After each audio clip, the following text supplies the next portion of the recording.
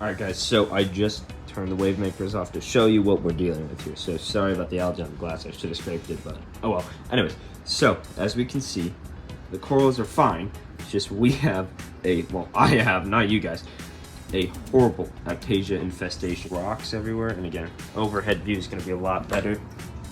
You can just see them all.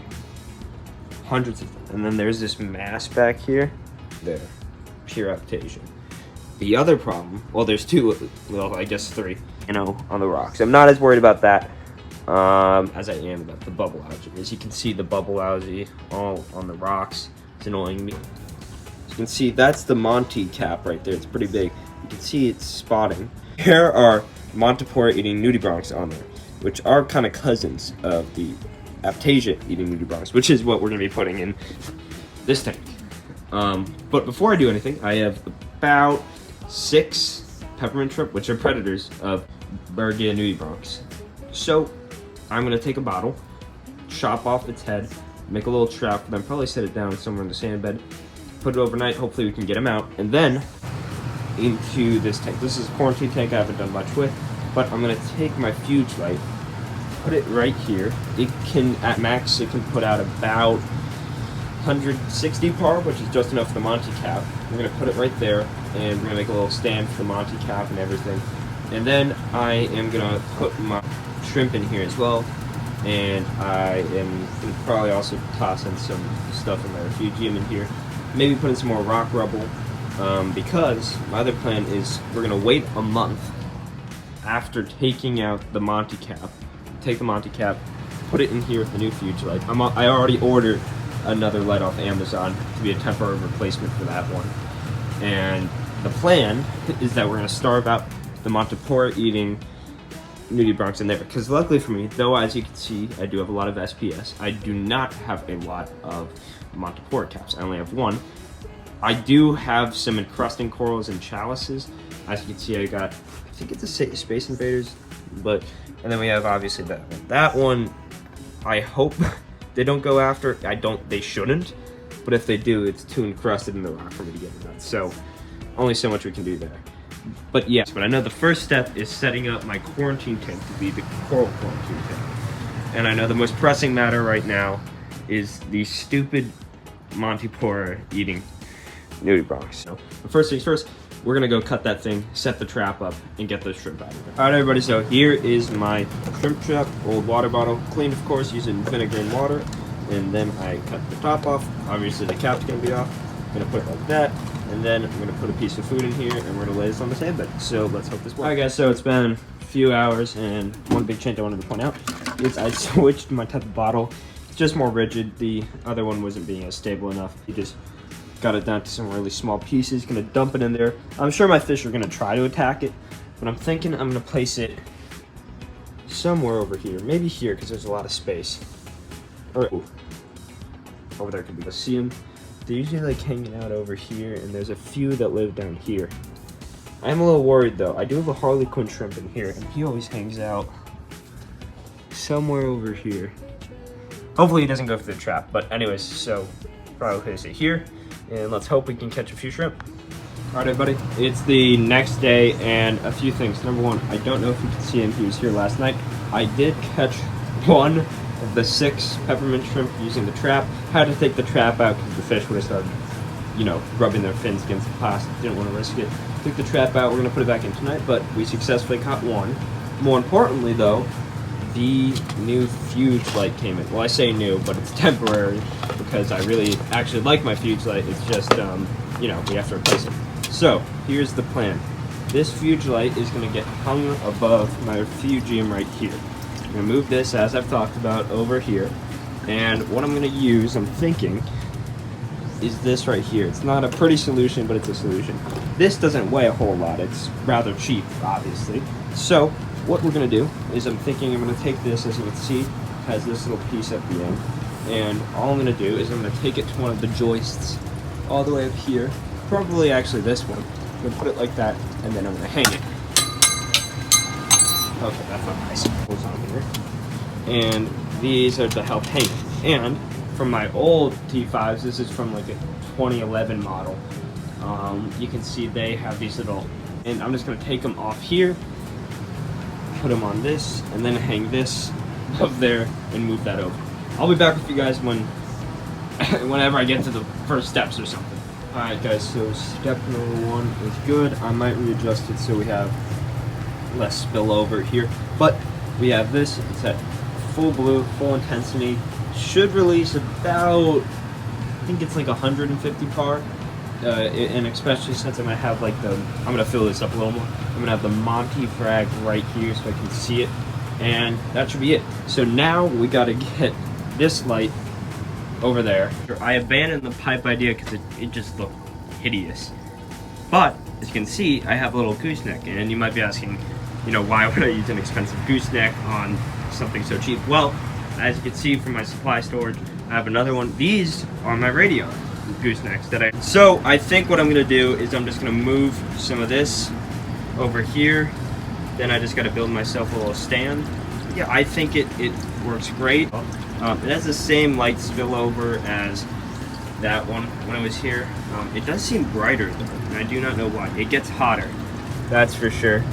But yeah, we'll see how this goes. Hey everybody, welcome back. So what did I do? I made this little thing that has a little egg crate at the bottom as a base. I just have some rocks in there, egg crate at the top, as close to this lead as possible so I can get really, so I can make the frag really happy.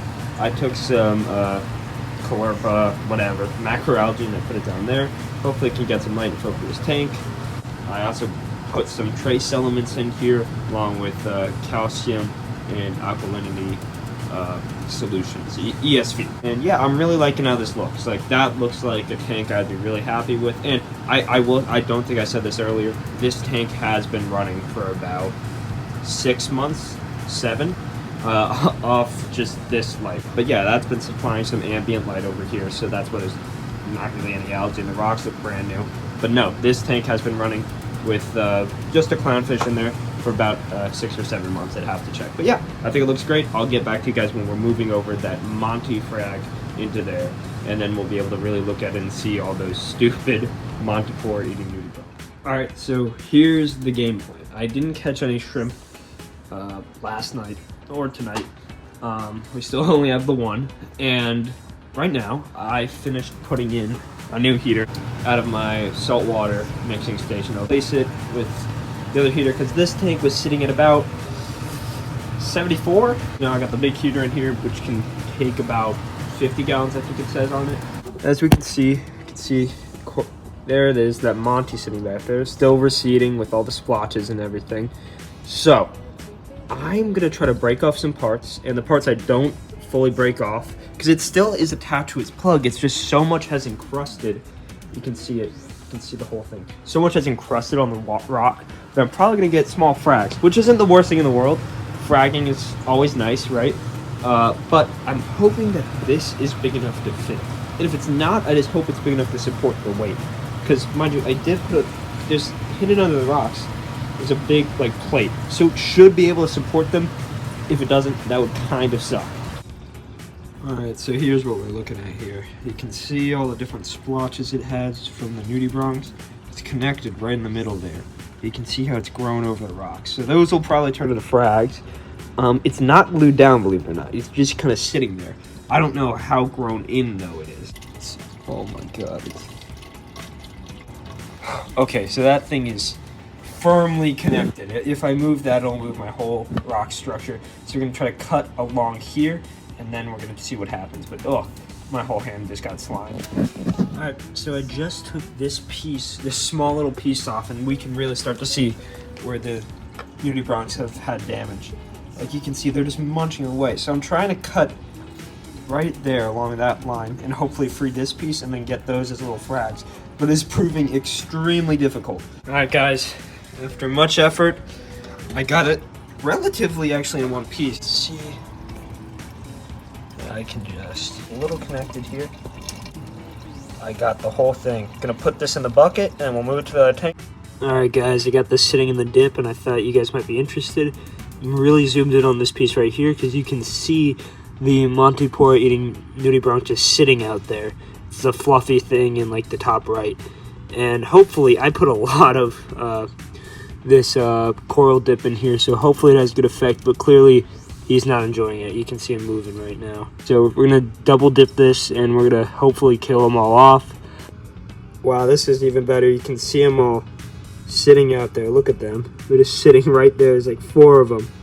It's crazy. I'm gonna poke and prod, and if they stop moving, then I know it's been dipped for long enough. But wow, it's just a whole colony of them.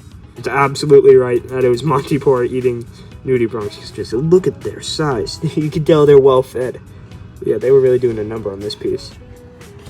All right, guys, I hope I don't keep boring you with these clips, but look at this. Oh my God.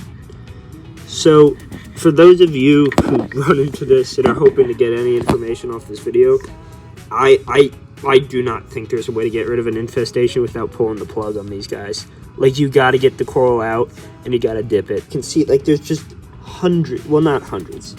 I hope not hundreds at least, but I go take them out and put them in the wash and then put it back in here. All right, everybody. So it's a few hours later. As you can see, the big guys on the tank looking a little distressed, but hopefully with no more of the nudibranchs on it. I did acclimate and everything, and I'm gonna go frag up some of the other ones and put them up on the shelf. But everything's going well so far, so let me go frag them.